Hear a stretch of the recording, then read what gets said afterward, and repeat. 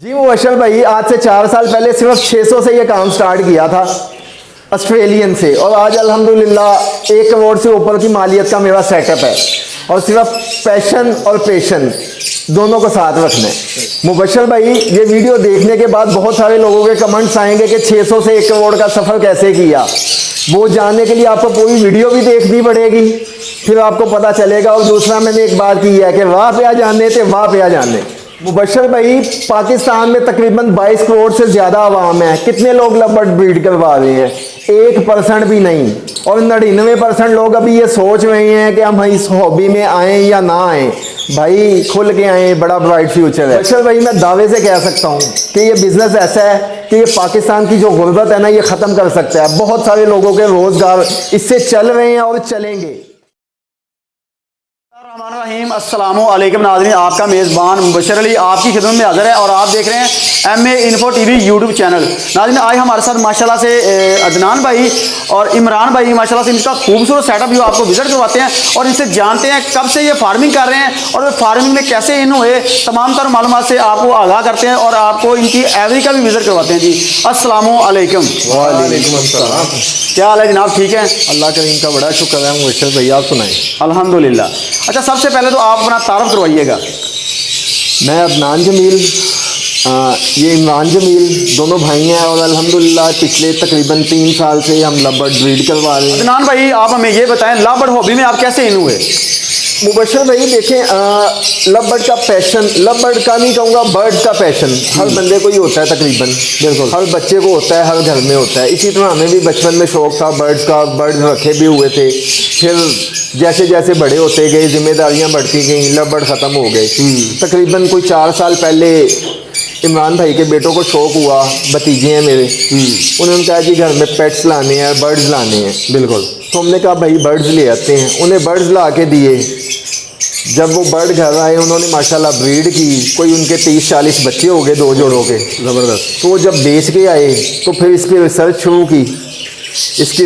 की। तो पता चला कि भाई ये बड़ा अच्छा बिजनेस भी है हॉबी के साथ साथ। तो फिर हम कुछ इन्वेस्टमेंट की इस पे 25 लाख की तकरीबन, आज से 3 साल पहले। तो इस तरह हमने ये बिज़नेस स्टार्ट किया 3 साल पहले तकरीबन, माशाल्लाह। तो सर जी, जो नया बंदा होता है वो एकदम से इतनी बड़ी छलांग नहीं लगाता, तो इसके पीछे क्या रीज़न थी जो आपको एकदम से 25 लाख आपने लगाया? आपको इसमें कुछ नज़र आया होगा तो आपने इसमें 25 लाख लगाया है। मुबशर भाई देखें, डेफिनेटली ये चीज़ है कि आप कोई भी नया फैंसियर है वो पैसे नहीं लगाता, शायद मैं भी ना लगाता। ठीक है, मेरी लगाने की वजह, जब हमने घर बच्चों को 2 पेयर ला के दिए, उससे तकरीबन 40 बच्चे 2 पेयरों के हमने सेल किए। 2 बच्चों के 40, 2 पेयरों के 40 बच्चे सेल 40 बच्चे सेल किए। अच्छा। वो थे ऑस्ट्रेलियन, जिसे हम ऑस्ट्रेलियन कहते हैं, TCB कहते हैं। ठीक है, उनके 40 बच्चे सेल किए। हमने कहा यार, उनमें तो 4 बच्चे लेके आए थे, 40 बच्चे इनके सेल कर दिए। फिर हमने इस पर रिसर्च शुरू कर दी। उतनी तब 1 साल, हाँ, जब हमने इस पर रिसर्च शुरू की, हमें समझ आई यार ये बिजनेस ऐसे है। ठीक है, फिर हमें नज़र आया जी बूम किसका है, लव बर्ड का। फिर हम लव बर्ड में आए।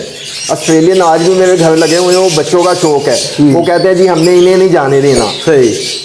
लव बर्ड के साथ मेरे पास वो भी हैं, लेकिन वो शौक की हद तक है बस।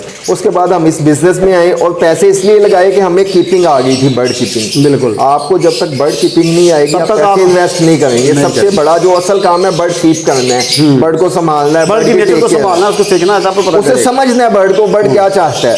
ठीक है, जब हमें 1 साल हमने चाहे ऑस्ट्रेलियन ब्रीड करवाया, हमें समझ आ गई थी बर्ड कीपिंग कैसे करनी है। फिर हमने इसमें इन्वेस्टमेंट किया 25 लाख।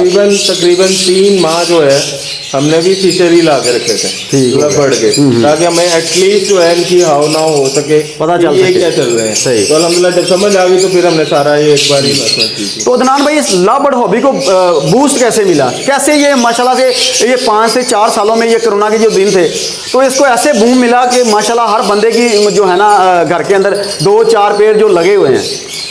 मुबशर भाई देखें, कहते हैं वातु इज़्ज़ु मन तशा वातु ज़िल्लु मन तशा, इज़्ज़त और ज़िल्लत अल्लाह के हाथ में है। बिल्कुल। और अल्लाह ताला ने हर फील्ड के अरूज और ज़वाल के लिए कोई बंदा महसूस के चुन लिया होता है। बिल्कुल, ठीक है, मेरी नज़र में लव बर्ड का जो इस टाइम ये बूम है, वन एंड ओनली मेरा भाई, मेरा दोस्त नवीद शेख।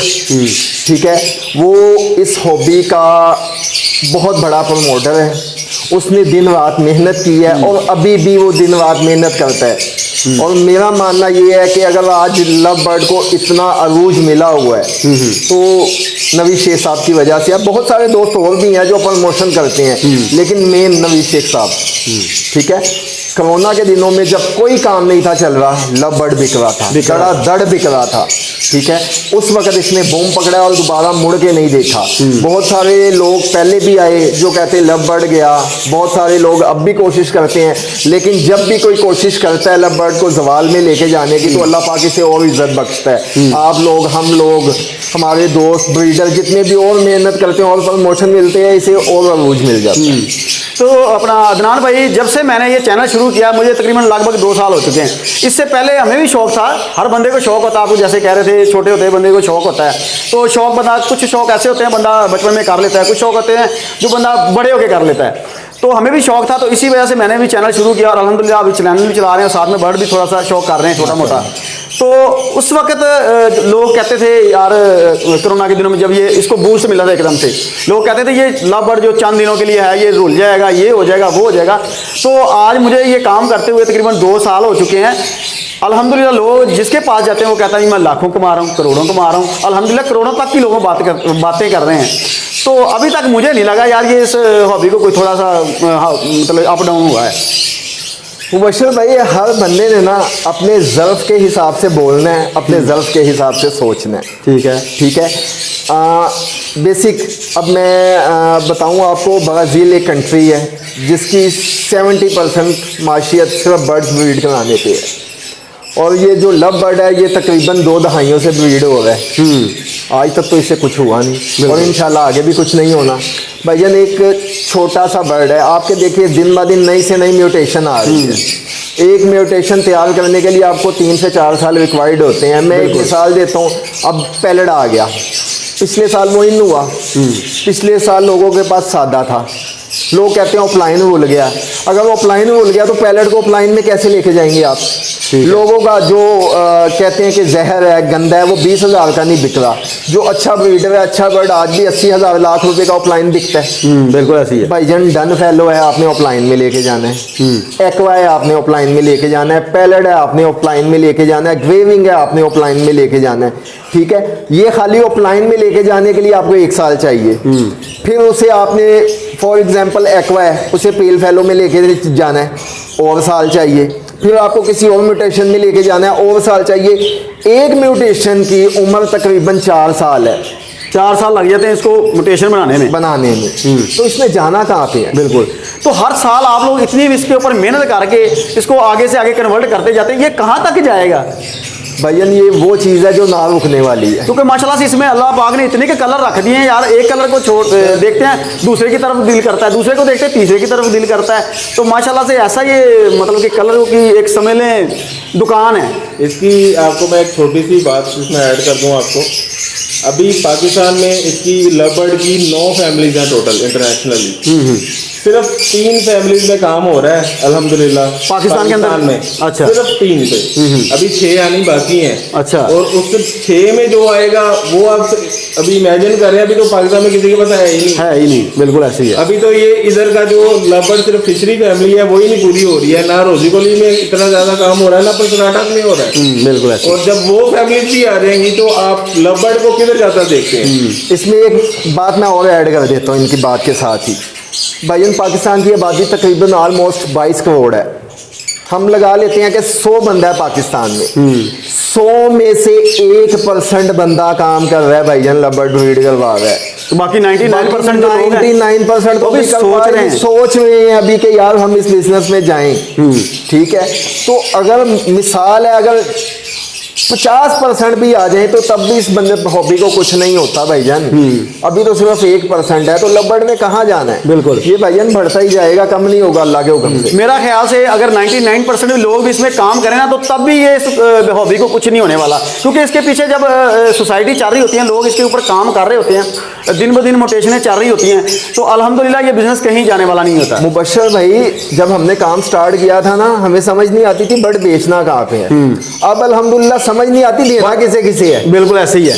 आगे मैं 25 पेयरों का काम कर रहा था, अब अल्हम्दुलिल्लाह 108 पेयर लगे हुए हैं मेरे पास माशाल्लाह। ठीक है। उसके बावजूद हमें चुन के बंदे देना पड़ता है बर्ड कि यार इसे देना है इसे नहीं देना। नवाज तो किसी को नहीं किया जाता, ऐसे ही है। सबको देना पड़ता है। तो फिर उस हिसाब से चलाना पड़ता है कि यार इसे ये दे देते हैं इसे ये दे देते हैं कि बर्ड भैया पूरा ही नहीं हो रहा अल्हम्दुलिल्लाह। अच्छा अपना अदनान भाई जो न्यू फैंसियर है ना वो चारा अपना ना टेंशन में आ गया, मैं कौन सा बर्ड लूँ, किससे शुरू करूँ, किसके ऊपर वर्किंग करूँ, क्योंकि इसमें आप हर साल नई से नई मोटेशन इन कर लेते हैं। क्योंकि इसमें कोई अगर जो कोई बंदा बिजनेस के पॉइंट ऑफ व्यू से आता है, जारी बात है उसने कोई थोड़ी बहुत इन्वेस्टमेंट करेगा तो उसमें से कुछ कमाएगा। तो हर साल नई से नई आइटम जो है ना इसमें ऐड हो जाती है, तो वो किस पे जाए? मुबशर भाई सबसे पहले अगर आपको बर्ड कीपिंग आती है ना, फिर आप अपने जेहन से टेंशन निकाल दे। अगर आपको बर्ड कीपिंग नहीं आती फिर आप अपना नुकसान भी करेंगे, अपना टाइम भी वेस्ट करेंगे, अपने पैसों का भी ज़ाया करेंगे अपने पैसों को। अगर आपको बर्ड कीपिंग आती है आप चाहे 5 करोड़ रुपया लगा लें, कोई फ़र्क नहीं पड़ता। सबसे पहले आपको बर्ड कीपिंग आनी चाहिए। ऐसे ही है। ठीक है। उसके बाद आप पूछ रहे हैं कि नया फैंसियर सोचते हैं हम कहाँ से शुरू करें, नई से नई म्यूटेशन आती। भाईजान हर म्यूटेशन की एवरेज वैल्यू 4 से 5 साल है, 4-5 साल तक वो चलती रहती है। उसके बाद रेटों में इंक्रीज कमी बेशी हो जाती है, लेकिन बर्ड तो बिकता ही रहता है, बर्ड फिर भी चलता रहता है। लेकिन मेरा मशवरा यही है, जो भाई भी आना चाहता है इस फील्ड में वो कम से कम हायर मोटेशन से शुरू करें। बिकॉज के अगर आप पैसे करना ही है यार, अगर आप बिजनेस के तौर पे आ रहे हैं तो हायर मोटेशन जिसकी वैल्यू होनी है। जब तक हम अपने आप को अपग्रेड नहीं ना करेंगे, अब अल्हम्दुलिल्लाह मेरे शेड पे हर किस्म का तोता लगा हुआ है। ठीक है। मुझे पता है इसकी ज़रूरत आने वाले सालों में भी पड़नी है, अब भी चलेगी। जितना रियल बर्ड होगा उतनी उसकी वैल्यू ज़्यादा होगी। जैसे जैसे वो बर्ड आम होता जाएगा उसकी वो डी वैल्यू होता जाएगा, उसकी कीमत कम होती जाएगी। अच्छा जो हमारे न्यू फैंसियर है ना माशाल्लाह से, वो भी कोई 2-2 साल से कोई 3 साल से काम कर रहे हैं, लेकिन न्यू तो न्यू ही है ना। वो उनका ये जो सबसे उनका जो पॉइंट ऑफ व्यू होता है ना, वो कहते हैं यार हमारा तोता बिकता है 20,000 रुपये में, न्यू जो ओल्ड फैंसियर होता है उसका तोता बिकता है 25 से 30,000 रुपये में।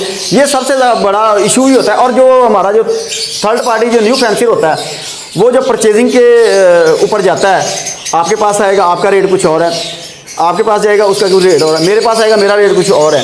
तो उस वजह से ना वो कन्फ्यूज़न बहुत ज़्यादा हो जाती है। तो जो नया बंदा होता है उसको तो चाहिए सस्ता माल, जिसके पास सस्ता होगा उसने उसी तरफ जाना है। तो इसकी वजह मतलब कि उसको किस तरफ जाना चाहिए?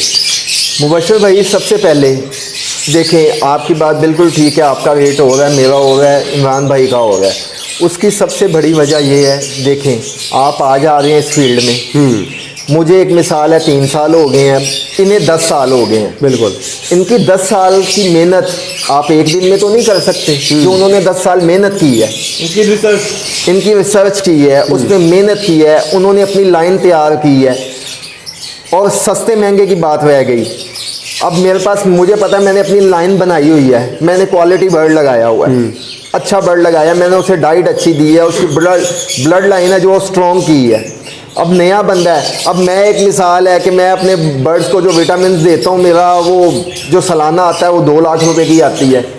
जो नया फैंसियर है वो 5,000 रुपये में काम चला लेता है। 5,000 वाली चीज़ 2 लाख का मुकाबला कभी कर सकती नहीं करेगी, नहीं करेगी।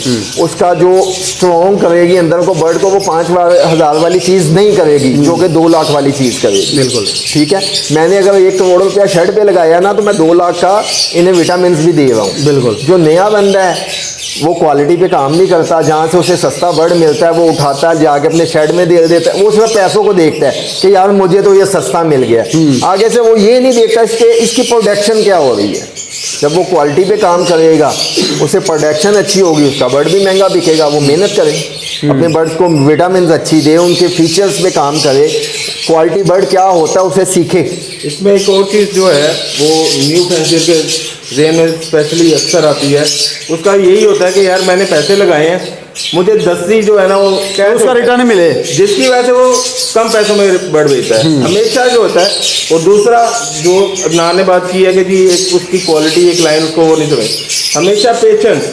बर्ड हमेशा अच्छा बिकता है अगर आपका बर्ड अच्छा है तो, और अच्छे पैसों में बिकता है। सही। अगर आप में पेशेंस है तो वो इंशाल्लाह अच्छा ही बिकेगा। तो अदनान भाई वो जो खरीदने वाला बंदा आता है, जो हमारा न्यू फैंसर होता है ना, उससे कुछ नहीं लगता आपको 10 साल हुए हैं, आपको 5 साल हुए हैं, मुझे 2 साल हुए हैं, उसको तो बर्ड चाहिए, अच्छी क्वालिटी का भी हो और सस्ता भी हो।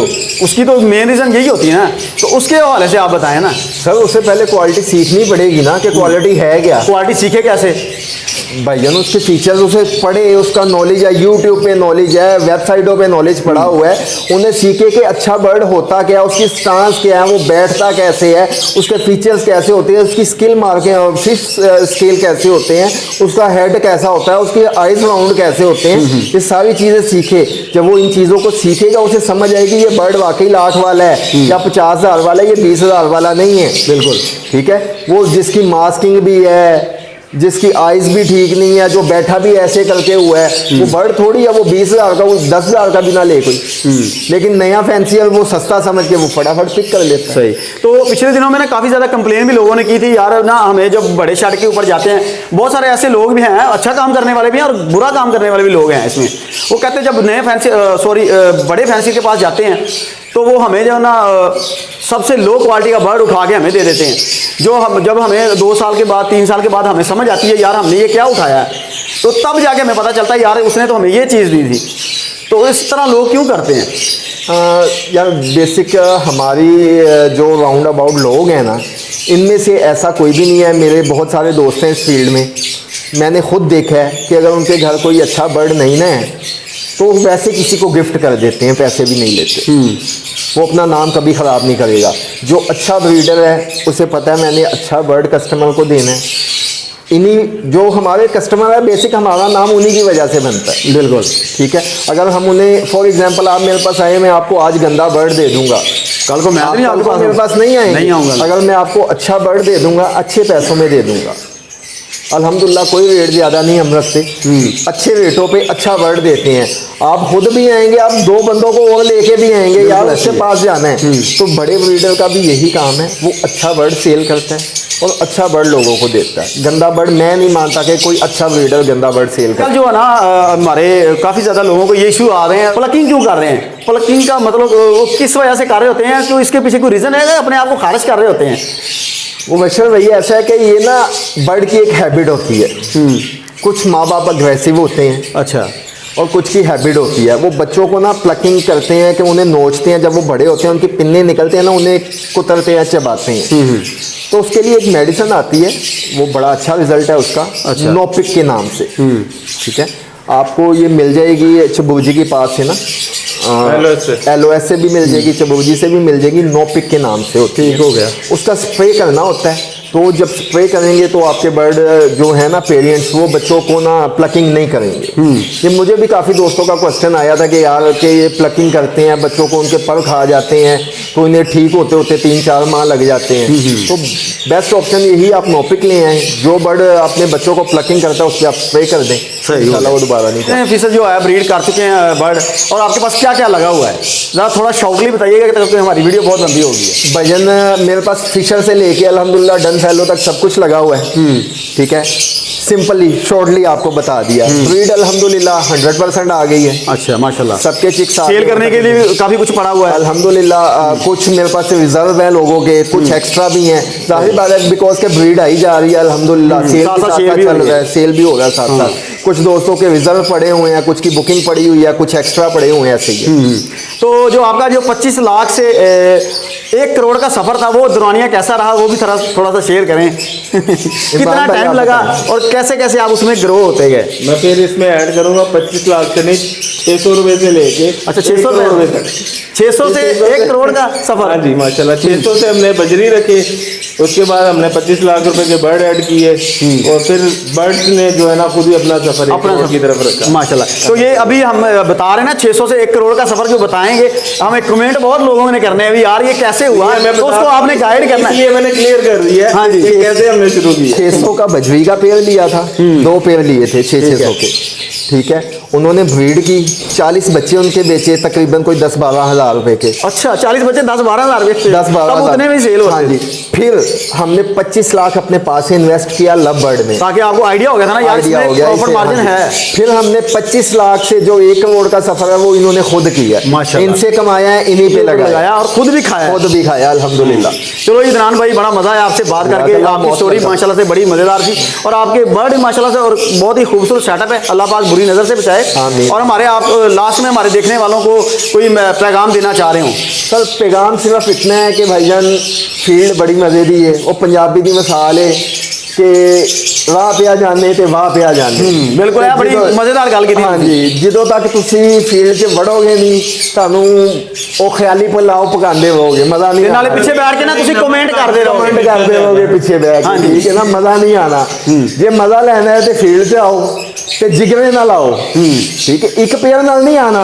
ਹਰ ਮੈਂ ਵੀਡੀਓ 'ਚ ਆਪਣੀ 'ਚ ਕਹਿੰਦਾ ਕਮ ਅਜ਼ ਕਮ 10 ਪੇਅਰ। ताकि यार मजा तो आवे, कुछ कर रहे जी एक पेयर ਬਚਨ ਭਾਈ 10 ਪੇਅਰ ਦੀ ਇੱਕ ਵਜ੍ਹਾ ਹੈ। ਵਜ੍ਹਾ ਇਹ ਹੈ ਕਿ ਤੁਸੀਂ ਇੱਕ ਪੇਅਰ ਤੇ 1 ਲੱਖ ਰੁਪਇਆ ਲਾ ਦੋਗੇ ਨਾ, ਉਹ ਪੇਅਰ ਮਰ ਗਿਆ ਜਾਂ ਬਾਉਂਸ ਤੁਸੀਂ ਵਿਹਲੇ ਹੋ ਗਏ। ਤੁਸੀਂ ਵਿਹਲੇ ਹੋ ਗਏ ਤੇ ਤੁਸੀਂ ਕਹਿੰਦੇ ਇਹਦੇ ਤੋਂ ਭੈੜਾ ਤੇ ਕੰਮ ਹੀ ਕੰਮ ਹੀ ਕੋਈ ਨਹੀਂ, ਖਾਣਾ ਖਿਲਾ ਦੇਣ ਤੋਂ ਪਹਿਲੇ ਹਾਂਜੀ। ਕੁਝ ਬੋਲਤਾ ਇਹਨੇ। ਤੁਸੀਂ ਭਾਵੇਂ ਉਸੇ ਲੱਖ ਦੇ 10 ਪੇਅਰ ਲੈ ਆਓ, बिल्कुल ਤੁਹਾਡਾ ਇੱਕ ਪੇਅਰ ਮਰ ਗਿਆ, ਇੱਕ ਬਾਉਂਡ ਨਹੀਂ ਹੋਇਆ, 8 ਨੇ ਬਰੀਡ ਕਰਦੀ, ਤੁਹਾਨੂੰ ਅਰਨਿੰਗ ਸ਼ੁਰੂ ਹੋ ਜਾਏਗੀ, ਤੁਹਾਨੂੰ ਮਜ਼ਾ ਆਉਣ ਲੱਗ मजा आना ਜਾਏਗਾ। स्टार्ट हो जाएगा। ਸਿਰਫ ਇਹੀ ਕਹਾਂਗਾ ਨਵੇਂ ਫੈਂਸੀਅਰ ਨੂੰ, ਆਓ 10 ਪੇਅਰਾਂ ਨਾਲ ਆਓ ਤੇ ਜਿਗਰੇ ਨਾਲ ਆਓ।